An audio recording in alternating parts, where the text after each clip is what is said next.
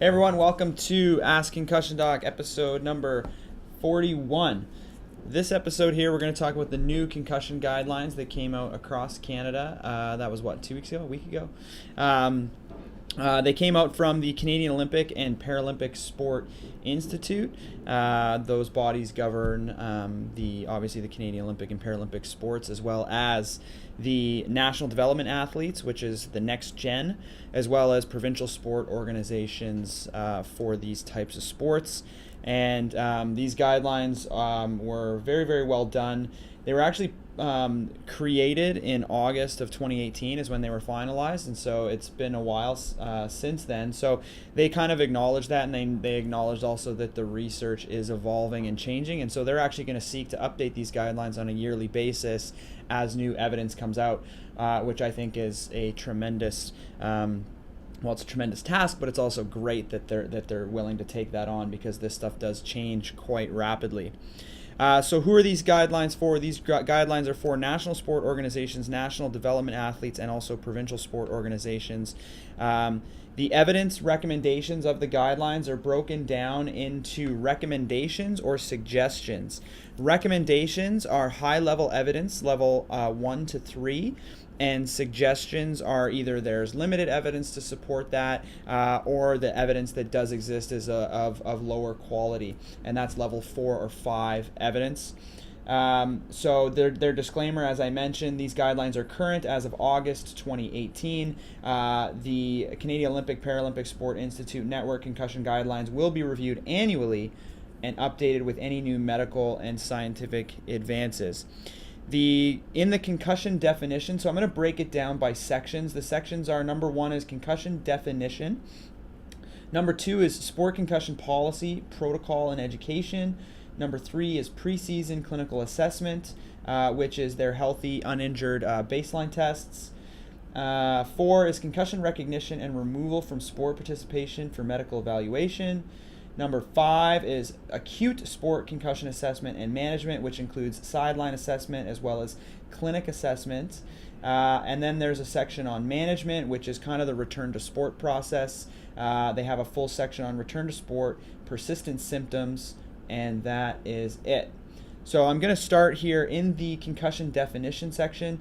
They make the first line of this kind of sets the tone for the guidelines. And what they say here is, currently, healthcare professionals lack a gold standard assessment tool to reliably and objectively determine whether an athlete has sustained a sports-related concussion and or definitively ascertain whether or not they have recovered. So that line there kind of sets up the tone, and this is one of the problems with concussion. We don't have any gold standard measure. We don't have a way of actually confirming that a concussion has occurred. And they make mention of that here, and that's also why they've included baseline testing for all of their athletes involved in high-risk sport, to try and improve our ability to detect and improve our ability to make proper decisions in terms of return to play clearance. They also go on to say there is a challenge of athletes who want to return to sport quickly. Any one of you guys that's listening that manages concussions on a regular basis knows that you're either having to deal with the athlete's coach, or the athlete's parents in trying to hold them back from sport. And usually the only thing you have to go on is symptoms. And as soon as their symptoms go away, you're going to get arguments from the coach, the athlete themselves, as well as their parent, that my symptoms are gone, I'm ready, I'm feeling better, I'm back to 100%. And it's very difficult as a practitioner to try and convince them that symptoms don't mean anything. In fact, because physiologic recovery outlasts symptomatic recovery, and that's why these guys have put baseline testing in, and that's why we've been using baseline testing for the past 5 years, and our protocol is very similar to the ones that they came up with. So very happy to see that. It's a multifaceted approach, but I think this stuff is important to note, that we don't have a gold standard, so having as much information as possible allows us to make better decisions when it comes to concussions. This should be the standard of care across all sports because of that reason. So their definition is very much like Berlin. I'm not going to really go into it. Traumatic brain injury induced by biomechanical forces, yada, yada, yada, blow to the face, head, neck, or elsewhere on the body with an impulsive force transmitted to the head. rapid onset of short-lived impairment of neurologic function that resolves spontaneously. Injury is functional, not structural, so therefore imaging doesn't show a concussion. We all know this. May or may not involve loss of consciousness. In fact, more than 90% of concussion cases do not result in a loss of consciousness, so that's an important point to drive home. Okay, sport concussion policy, protocol, and education. All high-risk Olympic winter and summer national sport organizations must have an up-to-date sport concussion policy and protocol in place that is at a minimum compliant with Rowans Law. So Rowans Law is the legislation that began in Ontario. It's currently confined to Ontario. No other provinces have done this, but first part of that is, one, is concussion education and awareness for all coaches, athletes, and stakeholders. Number two is having a code of conduct where athletes are not maliciously going out and trying to harm people with intent. Number three is having a removal from sport policy where anyone suspected of having a concussion gets removed from the sport.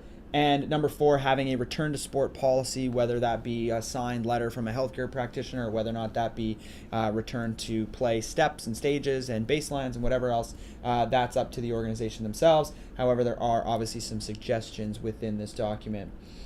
High risk, what they define as high risk Olympic winter sports, just so everybody is aware.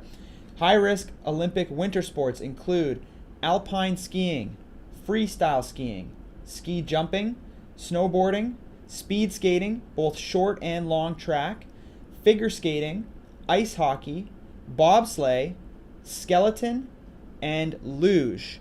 So each one of those sports is considered a high-risk sport, okay? Alpine, freestyle, ski jumping, snowboarding, speed skating, figure skating, hockey, bobsled, skeleton, and luge. High-risk Olympic summer sports include boxing, wrestling, football, aka soccer, rugby, basketball, cycling, track, road, BMX, and mountain biking, all included, equestrian, field hockey, gymnastics, trampoline, handball, judo, synchronized swimming, taekwondo, volleyball, water polo, diving, athletics, and that is pole vault. So none of the other track sports made it in, but pole vault they consider to be a high-risk sport. High-risk Paralympic winter sports, para-alpine, para-snowboard, and sledge hockey. High-risk Paralympic summer sports include paracycling, para-equestrian, judo, volleyball, soccer, wheelchair basketball, wheelchair rugby, goalball, and wheelchair athletics. And they've included all wheelchair athletics there, not just certain sports. So as you can see, a large number of sports in both Summer and Winter Olympics and Paralympics are considered in the high-risk categories. Okay, this is important for the recommendations that get made below. Preseason clinical assessment. We suggest that all high-risk sport athletes undergo every season a biographical information assessment which details a past medical history such as previous concussions, other injuries, yada yada yada, as well as baseline testing including the SCAT-5, which is Sport Concussion Assessment Tool SCAT-5, a vestibular and ocular motor assessment, which could include visual acuity, the King-Devick test, or the VOMS. VOMS is a baseline I'm a little bit questionable on. I think King-Devick is probably a really good one to include. And then also a web-based neurocognitive or neuropsychological assessment, including either impact or cog state or cog sport, however you want to say that. And that's it. So there's the SCAT. There is, which includes kind of a brief balance portion. There's a vestibular visual, ocular motor portion, and then there's also the neurocognitive portion. Okay, a multifaceted assessment battery. I think that's very important because any one of these tools by themselves is kind of useless when it comes to concussion management. And so having a multifaceted battery, I think, is extremely important for these reasons here to be able to identify concussions. And they recommend that the baseline be done as part of the They recommend that it be done by a qualified healthcare professional, either an AT, physiotherapist, chiropractor, etc., under the supervision of the team physician during the annual comprehensive medical intake. So when they're doing all the other stuff for the athletes on an annual basis, that's probably when the baseline should be done. Athletes should avoid alcohol or caffeine prior to the baselines, and they should also come in well rested, right? You want athletes performing at their optimal abilities when you're going to do their baseline test. Next, category number 4, concussion recognition and removal from sport participation for medical evaluation. They suggest in here that recognition and diagnosis and a timely clinical assessment is extremely important for limiting the risks of premature return to play and also improving the recovery and outcome for athletes. And so you want to get them in to see somebody as quickly as possible. They also introduced the concept here of medical team. Okay, so in the parachute guidelines, they say it should be just a physician only. What these guys make recommendations is that the medical team be involved in the assessment, diagnosis, clearance, etc. And they say the medical team is ATs, physiotherapists, chiropractors, or the team physician. They recommend that at least one person from the medical team is on site at all practice and training events or competitions. This individual should also be trained and experienced in the assessment and management of concussion, so that the person that's on site actually kind of knows what they're doing. Obviously makes sense. The athlete must report to the medical team for an assessment, or if the medical team is not there, they should try to go and find the event doctor themselves to do that evaluation. If the medical team member that's there is not the team physician should be notified and kept in the loop of the actual injury itself. Athletes cannot be cleared to return to competition by coaches or by paramedics that may be on site as on-site emergency staff.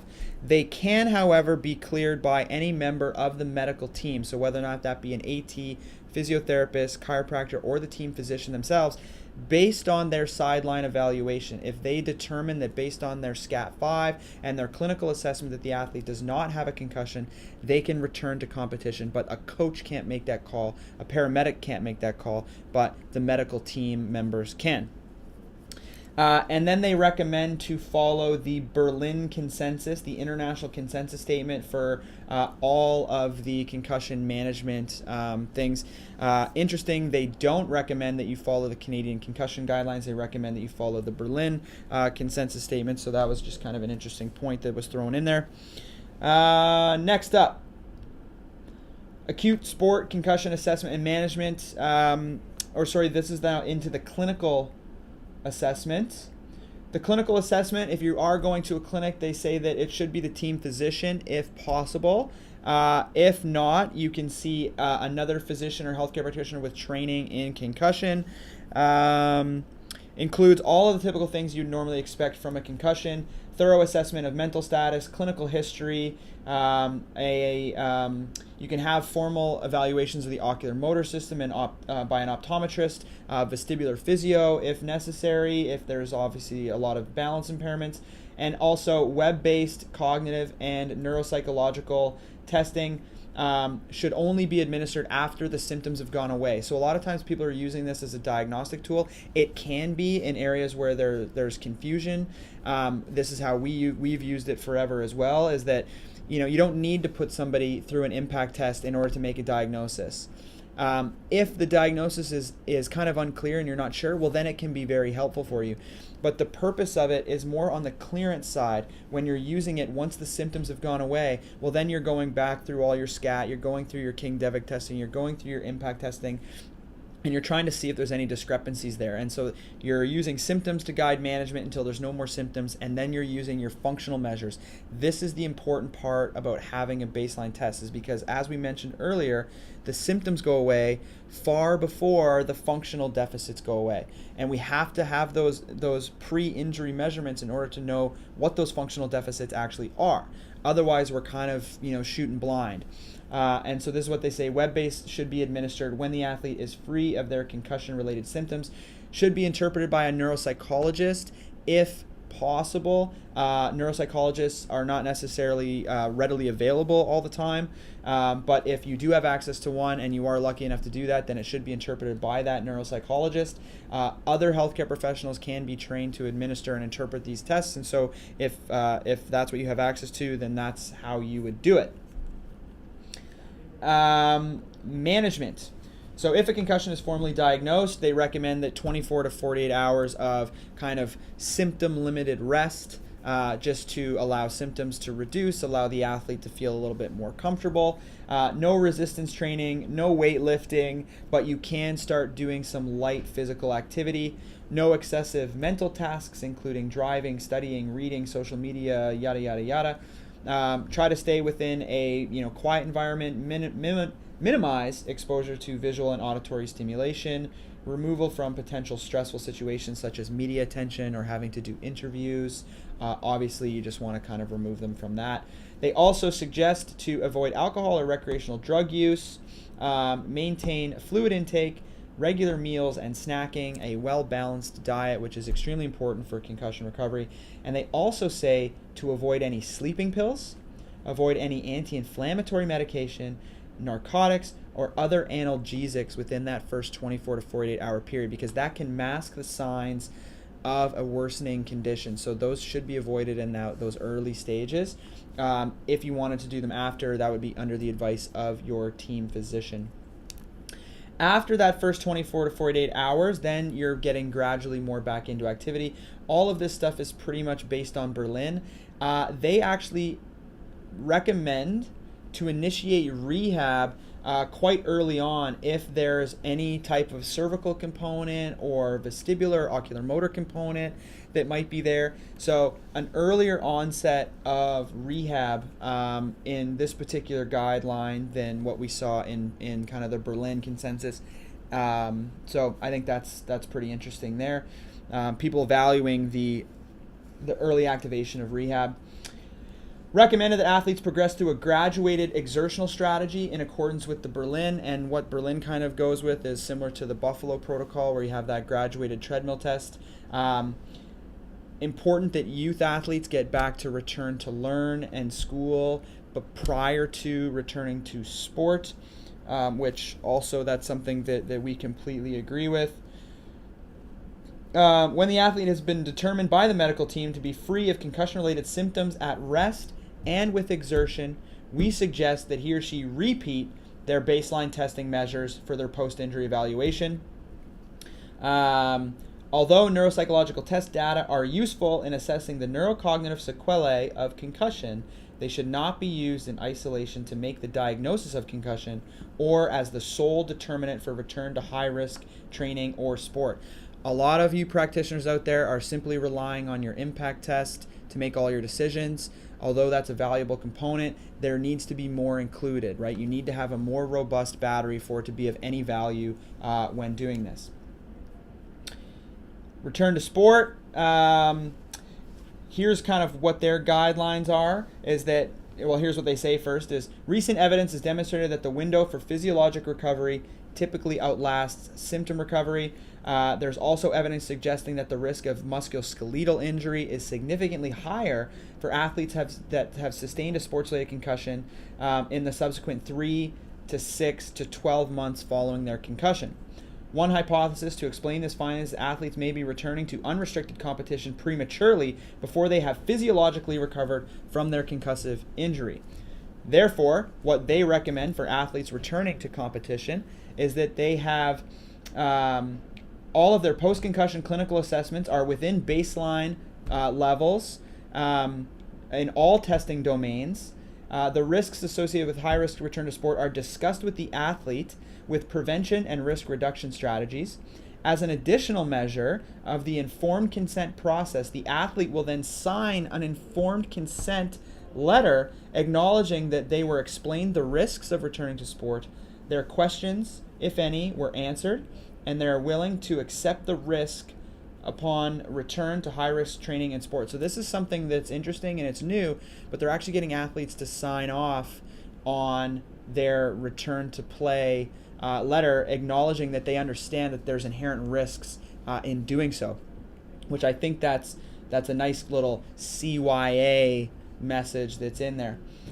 We recommend athletes returning to unrestricted training and competition only after the following circumstances have occurred. Number 1, there is a complete resolution of concussion-related symptoms at rest. Number 2, there is no recurrence of concussion-related symptoms at exertion levels required for unrestricted practice or competition. This is where we then put them through the treadmill test, following by practice, non-contact practice. And then thirdly, we put them through the Chicago Blackhawks test, or the Gapsky-Goodman test as it's now known. And then we retest them on all their baseline, because number 3 is the athlete's post-concussion clinical and neuropsychological status has returned to individual baseline levels as judged by the team's physician and the team's consulting neuropsychologist, if available, as part of their comprehensive concussion program. Then, so that's the return to sport. Then it goes into persistent symptoms, and basically it's very similar to the Berlin idea, is that this requires a multidisciplinary group of individuals, including team physician, physiotherapist, optometrist, potentially neuropsychologist, ear, nose, throat doctor, ophthalmologist, neurologist. It could be very, very, very multifaceted, and this is where cases can get a little bit complex. Psychologist, I forgot to mention in there, clinical psychologist, maybe psychiatrist, depending on what is needed at that point. However, that's when we really come together as a team and we work in a collaborative, multidisciplinary fashion, and this is kind of how CCMI has positioned ourselves for the past 5 or 6 years. So these guidelines are very, very well done, very much in line with other guidelines from around the world, very much in line with the international consensus statement. They acknowledge the importance of having objective measures in the return to play process for athletes that are involved in high-risk sports. And I think this is, kudos to the Canadian Olympic and Paralympic Sport Institute for coming up with these concussion-related guidelines. Big step for Canada, big step for Canadian sport. And hopefully will protect people from concussion-related injuries, for years to come. So that's it for today. Maybe I'll stick around on Concussion Doc and answer any questions if anybody has any, and then we'll wrap it up. See you guys. Thanks for joining us.